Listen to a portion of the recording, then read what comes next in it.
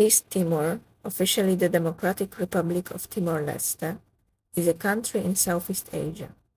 It comprises the eastern half of the island of Timor, the coastal exclave in the island's northwest, and the minor islands of Ataura and Jako. Timor-Leste's modern history begins in the early 16th century, when European colonizers arrived on the island, drawn by the lucrative sandalwood trade. The Dutch and the Portuguese fought for supremacy over Timor, and Portuguese sovereignty over the island's eastern half was settled by treaties in 1860 and 1893. World War II brought new turmoil. In 1942, Japan invaded East Timor, seeing it as a strategic location. Thousands of Timorese were killed during the occupation. Many were executed, villages were burned, and food was taken or destroyed. In 1945, after Japan surrendered, Portuguese control was restored. In 1974, Portugal's Coronation Revolution brought an end to its dictatorship and triggered the decolonization of its overseas territories. In a surge of hope, Timorese political parties were formed, and on November 28, 1975, the Revolutionary Front of an independent East Timor, known as Fretilin, declared the nation's independence. The airport here at Dili still shows the scars of a major clash between the UDT and Fretilin. That came on August the 11th when the UDT set up their headquarters here and Fretilin attacked and forced them out.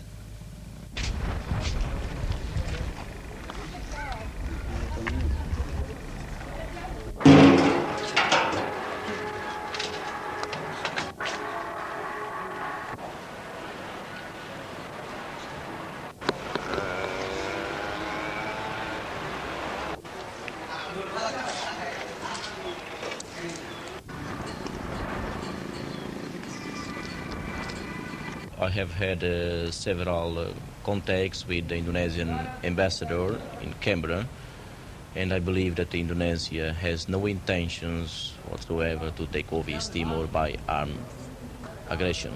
But of course, we have had some incidents along the border area where Indonesian regular troops have been taking active part in fighting against our people. You have in fact brought into Dili today an Indonesian regular soldier. He said he was one of 90 soldiers from Indonesia working under orders from Jakarta. I think this, of course, doesn't indicate that the Indonesian government has decided to involve itself in a large-scale war against East Timor. I believe that these incidents are only initiatives of overzealous Indonesian people. Contrary to the opinion of José Ramos Horta in the video, just a few days after gaining independence on December 7, 1975, Indonesia invaded East Timor. The occupation marked the beginning of a 24-year-long nightmare. An estimated 200,000 Timorese, nearly one-third of the population, died from war, famine, or disease, but the world remained largely silent. Still, the people resisted. In the mountains, the armed resistance known as Valintil, that originally began as the military wing of the Fretilin, kept up the fight. In cities and villages, underground networks formed. In exile, leaders like José Ramos Horta and Xanana Gusmao carried the cause to the international stage. The Catholic Church also became a powerful voice for the people.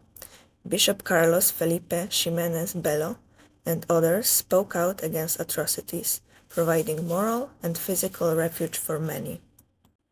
In 1991, the world briefly turned its eyes to East Timor after the Santa Cruz massacre, where Indonesian troops opened fire on peaceful demonstrators in Dili, killing over 250 people. The bloodshed shocked global audiences and helped reignite international support for Timor's independence. Finally, in 1999, a turning point arrived. Indonesia, under international pressure and internal reform, agreed to a UN-supervised referendum. Despite intimidation and threats, the people voted overwhelmingly for independence. 78% said yes. When the East Timorese voted so comprehensively for independence from Indonesia on August 30, it was a vote for their own punishment. There was no noise, there was no cheering. I think a few photographers might have had to stir some kids up to get some cheery scenes. But those people knew that they'd voted for their death as well as their independence.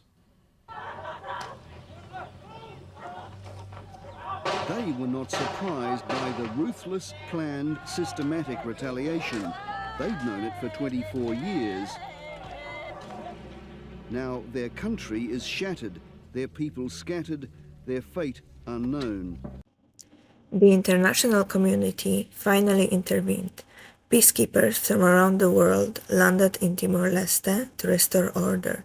In April 2002, Xanana Gusmao was elected East Timor's first president, and on May 20, 2002, after centuries of foreign domination and decades of resistance, Timor-Leste became a sovereign, independent nation. Just like the road to independence has not been easy, today Timor-Leste also faces challenges: poverty, political unrest, dependence on oil, and a need to diversify its economy. But the people remain proud and determined.